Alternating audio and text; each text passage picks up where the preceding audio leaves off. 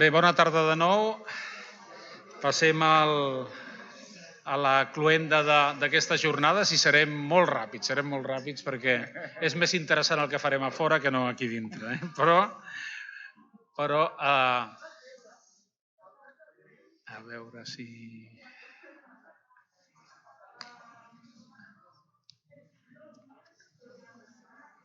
Sí, en primer lloc, presentar-vos, tenim el plaer que m'acompanya el senyor Joan Ramon Riera, que és el regidor d'Infància, Joventut, Persones Grans i Persones amb Discapacitat i president de l'Institut Municipal de Persones amb Discapacitat de l'Ajuntament de Barcelona.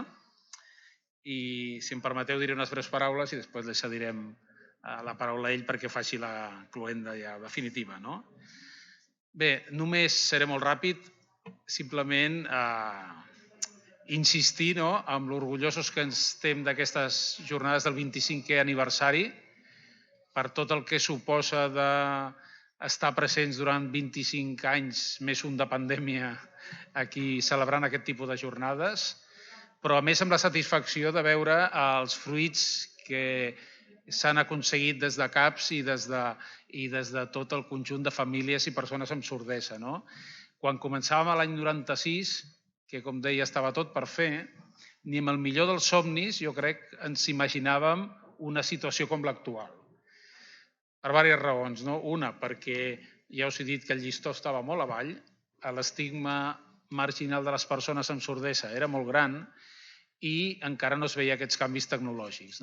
El fet que hagi pogut conjugar tot això, posant tecnologia, posant educació, posant recerca i poder guanyar amb drets socials. Però el més important és aconseguir persones amb sordesa autònomes, entusiastes, amb ganes de lluitar, de superar-se i de poder avançar, com s'ha vist amb els diversos testimonis de tot aquest dia. Jo crec que això ens omple d'orgull, de felicitat i de dir vam escollir un bon camí l'any 96 fent aquest tipus de jornades, fent aquest tipus de treballs, posant a l'equip de CAPS magnífics professionals en l'àmbit de l'atenció a la família, a la inserció laboral, a l'accessibilitat, a tot el tipus de projectes que estem fent des d'aquí i que això ens ha permès arribar aquí. I per tant, jo crec que és moment de fer un balanç positiu, de dir hem anat pel bon camí, però atenció que ningú es relaxi, perquè això, la vida dia a dia ens diu que hem de seguir al peu del canó, si es permet l'expressió, que hem d'anar guanyant-nos aquests drets dia a dia i que és molt important que tot aquest capital fantàstic humà que tenim d'aquests joves també vagin incorporant-se, vagin fent coses i siguin ells els que liderin i abanderin tot aquest tipus d'activitats. Per tant, simplement posar aquest punt de reflexió de cloenda que crec que tots hem pogut seguir amb aquestes fantàstiques ponències durant tot el dia i que, a més de poder posar el focus en les persones i en l'aconseguit i en el futur, també al matí hem tingut ponències molt interessants des del punt de vista investigador, de recerca, de guiar-nos a quins són els punts forts en l'educació i què hem de seguir treballant si volem avançar en aquesta línia. Per tant, aprofito també per felicitar tots els ponents que han fet unes ponències fantàstiques i per la meva part, res més, que desitjo que tothom hagi gaudit d'aquestes jornades i que a partir d'aquí seguim treballant per les properes. Moltes gràcies.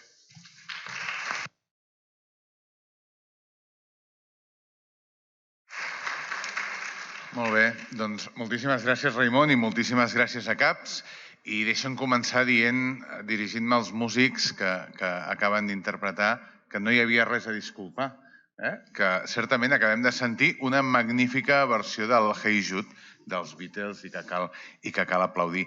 Voldria felicitar també els premiats, i deixa-m'ho dir, en la línia que tu apuntaves ara, felicitar-los no tant per la trajectòria feta, sinó pel que ha de venir, perquè jo crec que el que ha de venir ha de ser millor.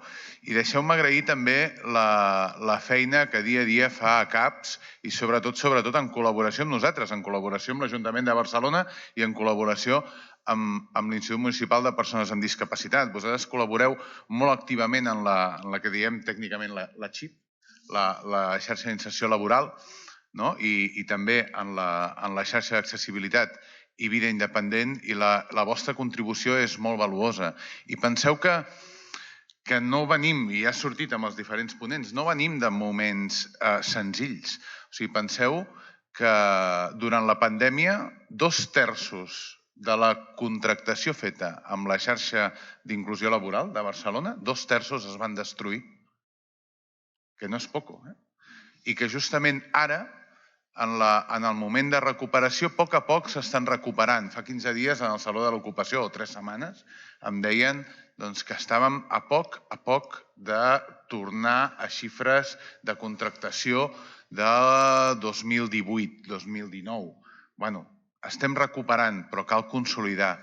I pensem que els avenços, a vegades, si no es consoliden, són fràgils. Per això, vull dir que hem passat un temps molt complicat. Avui ha sortit, clar, com és obvi i normal, hem parlat de comunicació i hem tingut aquí la senyora Vallverdú de TV3 i jo recordo hi havia un superheroi fa 30 anys, potser, a TV3 que es deia el Capitán Siam. No sé si algú el recorda. Veig que aquí... Quina era la gran frase del Capitán Siam?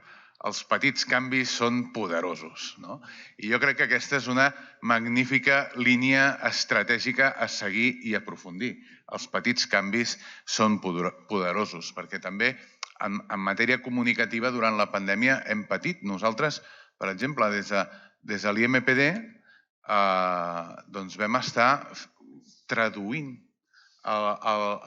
tots els comunicats, infografies del Procicat, per penjar-los en llenguatge, en comunicació accessible, lectura fàcil, per totes i cadascuna de les diferents discapacitats, amb arxius de so, etc. De manera que, en bona part, per moltes persones amb discapacitat, l'IMPD, durant la pandèmia, es va convertir en referència comunicativa, perquè certament es va produir un silenci francament angoixant i que calia respondre. I jo, com a president de l'IMPD, m'agradaria dir, no som nosaltres els que hem de fer l'accessibilitat comunicativa. Ha de ser tota la societat, han de ser totes les institucions, han de ser tots els mitjans de comunicació. No podem quedar sectoritzats en el si de l'Institut Municipal de Persones amb Discapacitat, ni molt menys, al contrari. L'institut ha de ser la catapulta, ha de ser la porta per obrir-nos a quelcom més ampli. S'ha avançat molt i ha sortit, en termes de teatre, espectacles, mitjans, bucles, òrgans de govern, les audiències, això ho hem sentit dels altres ponents, però encara falta, encara falta.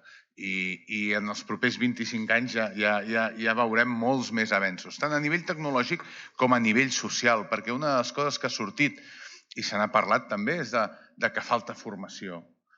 I falta formació, jo m'atreviria a dir, a dos grans nivells. A nivell tècnic i pedagògic, però sobretot hi ha una formació que hauria de ser universal, que és de construir empatia. És a dir, tota la societat catalana i barcelonina hauria de ser empàtica amb totes i cadascuna de les discapacitats que vivim en la nostra societat. I a vegades, no sempre, amb les qüestions socials, la societat té aquest xip d'empatia que fa falta. I això es pot resoldre de moltes maneres, però sobretot fent formació i pedagogia. I això és de les coses que jo crec que hem de posar sobre la taula i que hem d'insistir per crear aquesta empatia. I per últim, i ara sí que acabo, felicitar-vos pels vostres 25 anys de feina, que són 25 anys d'èxits, jo crec d'avenços molt substancials, però que són 25 anys que apunten en una direcció determinada, que nosaltres també hi estem compromesos, que és la de l'accessibilitat universal. Que és que puguem tenir tots plegats un projecte de vida plenament autònom, independentment de la nostra condició vital. I, escolta, moltíssimes felicitats i endavant. Gràcies.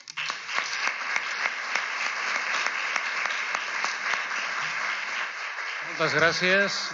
Doncs amb aquestes paraules de felicitació crec que és el moment de sortir aquí al hall i celebrar-ho tots junts amb aquest brindis de celebració del 25è aniversari. Gràcies.